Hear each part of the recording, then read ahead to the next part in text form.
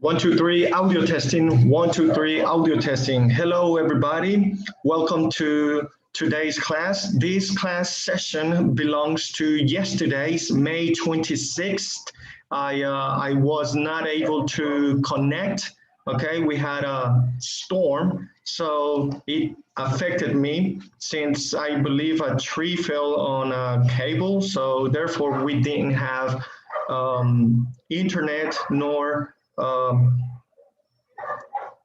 nor did we have electricity. So today I am going to concentrate on two specific skills, which is vocabulary. We're going to go over the phrasal verbs, but remember, separable phrasal verbs. And one, two, three, audio testing. One, two, three, audio testing. Hello, everybody. Okay, so yes, we are live on YouTube, okay? So vocabulary, phrasal verbs, and then I will also concentrate on the speaking phrases that you are going to learn and practice, okay? So let's begin with May 26th class. Tomorrow, which is Friday, I am only going to concentrate on the conclusion of this unit, and you guys are going to work with reading, writing, and the quiz. So tomorrow we are working on the quiz, and on Monday we will concentrate specifically on the Modul C test, okay, which is 40%. So this is really, really important, and it is really long, okay? So let's begin by going over the phrasal verbs. I already have it open, so let me share. Okay, so let me zoom in, that way we can. Okay, so vocabulary, phrasal verbs, separable. Number one, in the video, Nick says to his coach, "I haven't let you down." The coach says, "Why don't you clear this whole thing up?" Let down and clear up are separable phrasal verbs. Look at the examples of such verbs below. Click on the light bulb to see the meanings of these expressions. So I am going to concentrate on going over all of the separable phrasal verbs.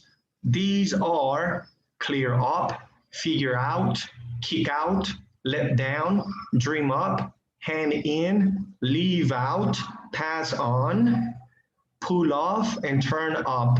Okay, so let's go over the first one. Clear up phrasal verb. To make something easier to understand. We don't know how this happened, but we better clear it up so it won't happen again. Number two, figure out. To manage to make sense of someone or something. For example, if you figure out how to use phrasal verbs, you will become a fluent speaker. Please explain to me why my computer broke down. I just can't figure it out. Okay? Kick out. This is informal. To force someone out of a place. The manager kicked Young ran out of the restaurant because she was smoking in the non-smoking section. Let down. To make someone feel disappointed because you have not done what you have promised. You said you'll come to the party. You won't let me down, will you? Next, pull off, informal. To be successful with something that is not easy. Did you hear that Marcus just graduated from medical school? I'm surprised. I really didn't think he could pull it off. Okay. Dream up.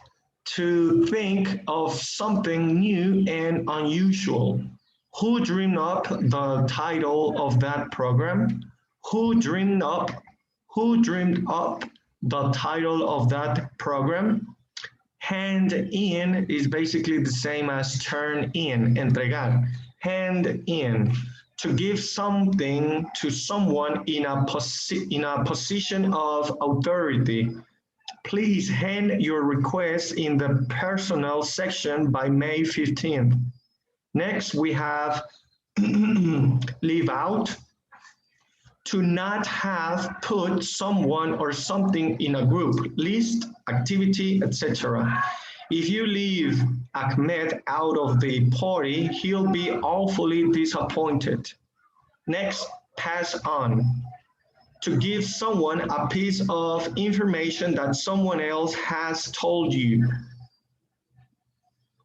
Last one, turn up. To make a machine such as a radio, oven, etc. produce more sound, heat, etc. Turn up. Would you mind turning up the air conditioner? It's awfully hot in here. Okay, turn up the volume also. All right, so with that being said, you now have a better idea of these phrasal verbs: clear up, dream up, figure out, hand in, kick out, let down, pass on, pull off, turn up, leave out. Okay, so in this case, all you have to do is match the phrasal verb with the correct explanation. All right, so now let's go with another skill, which is pronunciation.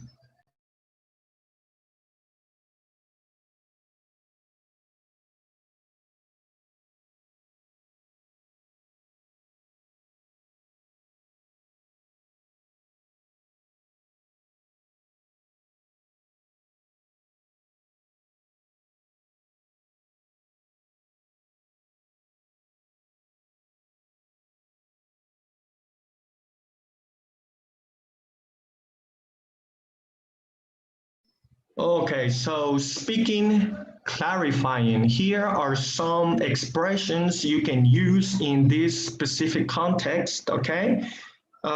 When we are unsure about what someone means, we sometimes request clarification. Request is a more formal way of asking for something, request, okay?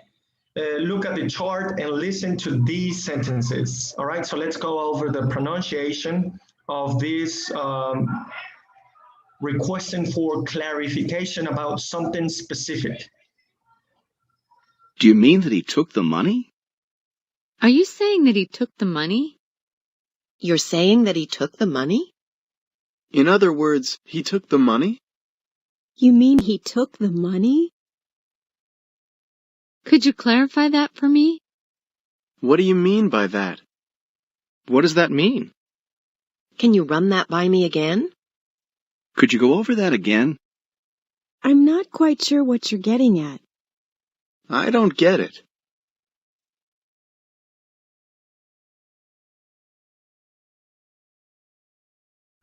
Good, so remember, clarification.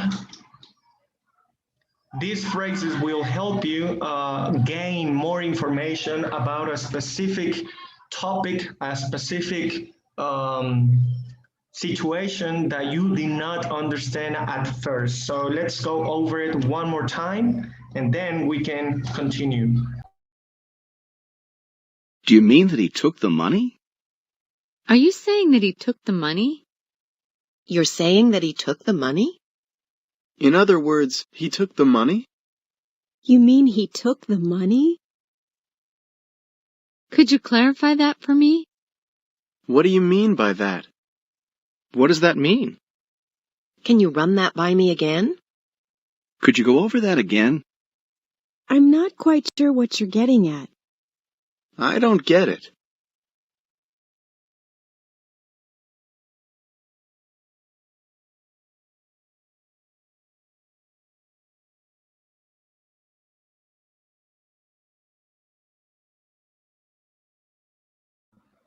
Okay, so there we had it. We had some specific questions whenever you want to request more information for clarification. Now we are going to go over positive sentences in order to clarify something. So the title is clarifying. There are various ways to respond to a request for a clarification. Look at the chart and listen to the sentences. Are you saying that he took the money? Yes, that's what I mean. Exactly. Right. Are you saying that he took the money? Not really. What I'm trying to say is he...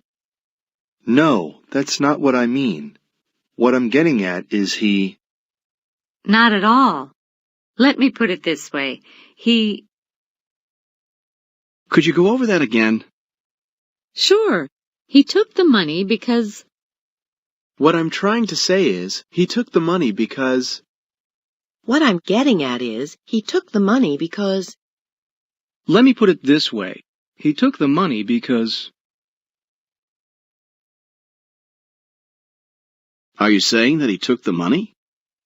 Yes, that's what I mean. Exactly. Right. Are you saying that he took the money? Not really. What I'm trying to say is he... No, that's not what I mean. What I'm getting at is he... Not at all. Let me put it this way. Could you go over that again? Sure, he took the money because... What I'm trying to say is, he took the money because... What I'm getting at is, he took the money because... Let me put it this way. He took the money because...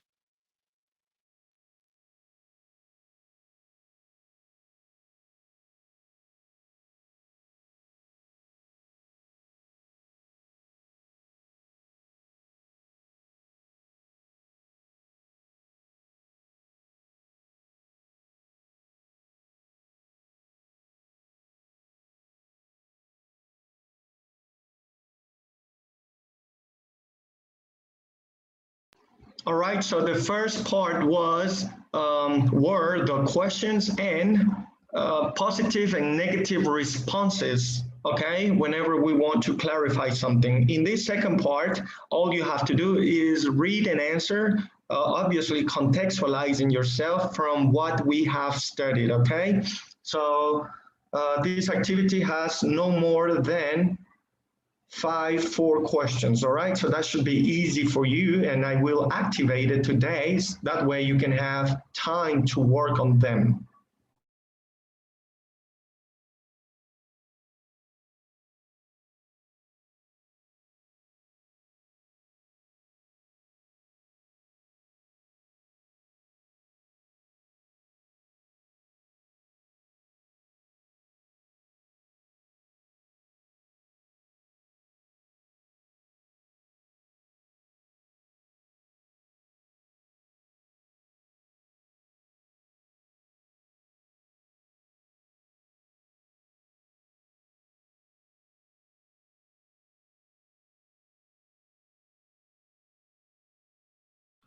All right, so this is the last skill that we are going to work on, and these are consonant clusters. Listen to the explanation and examples. So let's learn how to pronounce certain words, okay, emphasizing a specific syllable, okay? So let's begin.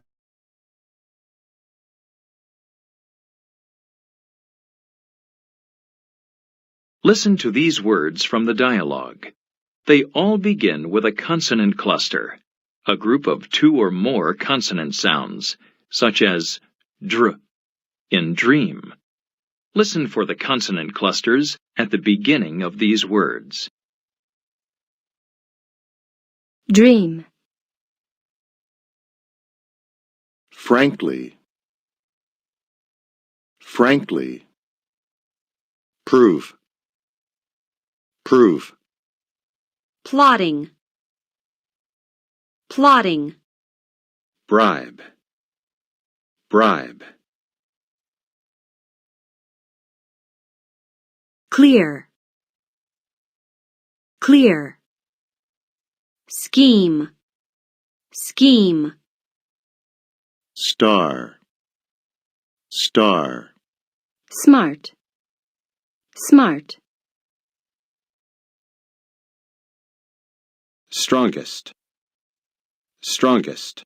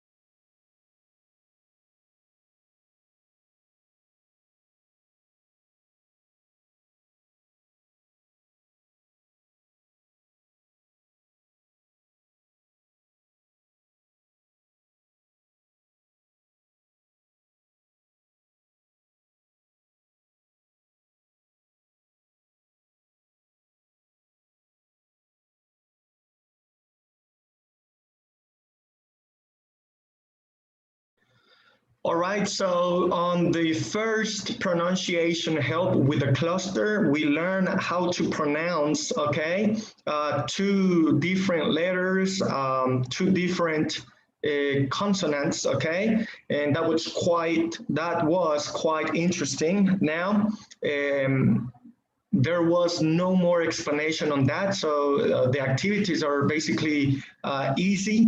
And now we are going to concentrate on pronunciation, intonation, showing surprise.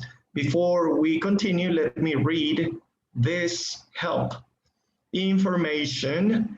In conversation, speakers often use phrases and statements with rising intonation to ask a question. A sharp rising intonation adds an expression of surprise. If the rise is very sharp, it may show disbelief. Okay? Remember, it's not what you say, but how you say it. So let's go over these examples. Listen to these lines from the dialogue. The speaker uses a sharp rising intonation to show surprise or disbelief. The surprise questions are shown in blue. Listen for the sharp rising intonation. Dean? Dean Bishop? Dean? Dean Bishop?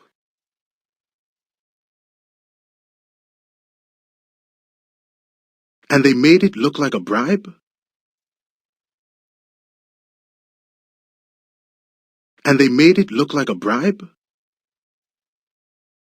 For sitting out the qualifying game? For sitting out the qualifying game? But Dean and his sister? But Dean and his sister? Really? Really?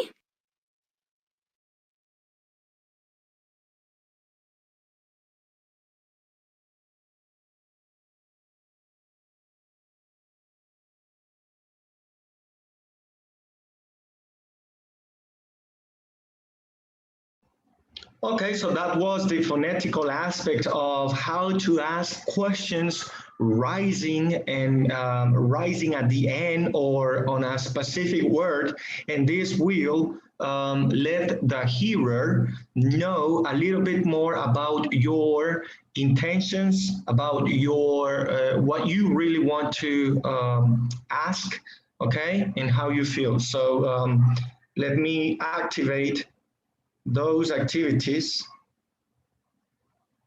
and that should be all.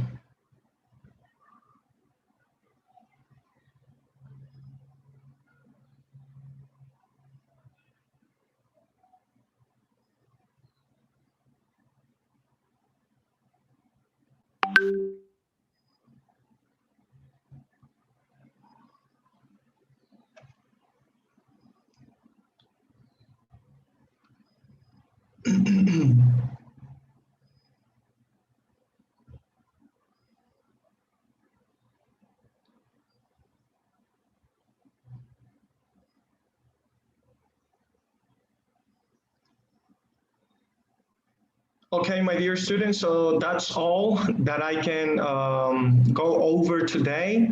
Tomorrow, on Friday, we will go over the last grammar explanation, okay? Superlative adjectives. Remember, there are normal adjectives, then there are adjectives that we can use to compare one thing to another, a person to another, okay? And the adjective changes, all right? In this case, we're not going over normal adjectives or comparative adjectives. We are going with superlative adjectives, which is,